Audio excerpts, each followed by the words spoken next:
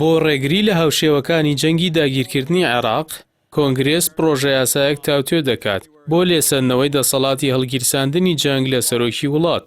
ژمارەیەک لە کۆنگرێسمانەکانی سەر بە دیموکراتەکانی ئەمریکا ڕایانگەیاند لە ماوەی چەند هەفتەی داهاتوودا پرۆژە یاسایەک دەخەینە دەنگدانەوە کە لە ڕێگەیەوە مافی بەکارهێنانی هێزی سەربازی لە سەرۆکی وڵات وەردەگیرێتەوە و دەدرێتەوە بە کۆنگرێس خۆی. گریگۆر میکس لە لیژنەی کاروباری دەرەوەی کۆنگرێس ڕایگەیاند دەمەوێت کۆبوونەوەیەک ڕێک بخەم کە ئەنجومەنی نوێنەران سەرۆکایەتی دەکات. تێیدا تاوتوێی پرۆژە یاسایەک دەکەین بۆ هەڵوەشاندنەوەی یاسای نوێنەراتی بەکارهێنانی هێزی سەربازی کە بەهۆی ئەو یاسایەوە ڕێگە درا بە جەنگی 2003 عێراق.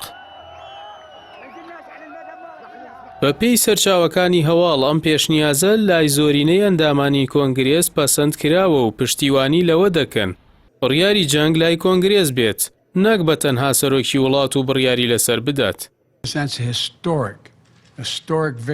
پێشنیازی خستنە ڕووی ئەم یاسایە دوای ئەوە دێت کە لە 26 مانگی شوباتدا جۆ بایدن سەرۆکی نوێی ئەمریکا بە بڕیارێکی تایبەت هێرشی کردە سەر میلیشیا شیعەکانی نزیک لە ئێران لە ناوخاکی سووریادا.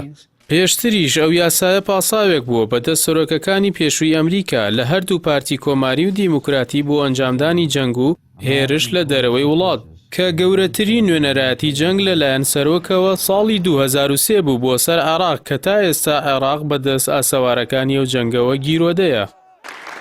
بەهۆی هەستکردن بەو بابەتە ساڵی ڕابردوو کۆنگرێس پرۆژە یاسایەکی لەو جۆرەی پەسەند کرد تا شەڕی 2003 عێراق دووبارە نەبێتەوە. سندنەوەی مافی نوێنەرایەتی جەنگیان لە سەرۆکی وڵات پەسەند کرد، بەڵام بەهۆی ئەوەی ئەنجومەنی پیران لە کۆماریەکان بوون پرۆژەکە ڕەت کرایەوە. لەوبارەیەوە باربرالی ئەندامی کۆنگرێس لە کۆنگرەیەکی ڕۆژنامەوانی ڕایگەیاند بەهۆی یاسای نوێنەراتی بەکارهێنانی هێزی سەربازی تا ئێستا 40 هێرش و جەنگی جیاواز لە 19 وڵاتی جیاواز ئەنجام دراوە، وتیشی ئێستا کاتی کۆتایی هێنانە بەو جەنگانە. ئادەم شیف سەرۆکی لیژنەی هەواڵگریش لە ئەنجومەنی نوێنەران کە مافی بەکارهێنانی هێز دەداتە سەرۆک بۆ چەند وڵاتێکی دیاریکراو بێت، هەروەها بۆ ماوەیەکی دیاریکراویش بێت و ڕاوێژ بە کۆنگرێس بکات. تاوتێکردنی ئەم بڕیارە هاوکاتە لەگەڵ هەوڵێکی جۆ بایدن بۆ کۆتایی هێنانی تەواوەتی بە جەنگی ئەفغانستان و بایدن ڕایگەیاندووە نابێت چیدی ئەمریکا جەنگی هەمیشەیی بکات کە تێیدا هەزاران کەس بوونەتە قوربانی و بە فیڕۆچوونی چەندان تریلیۆن دۆلار.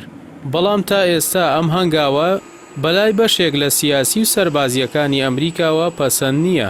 پێیان وایە هێشتا زووە بۆ پاشەکشە لە ئەفغانستان و ڕۆژهەڵاتی ناوەڕاست و دەڵێن نابێت هەمان هەڵی ئۆباما دووبارە بکرێتەوە کاتێک لە عێراق پاشەکشەی کرد و ڕێی خۆش کرد بۆ دروستکردنی ڕێکخراوی داعش.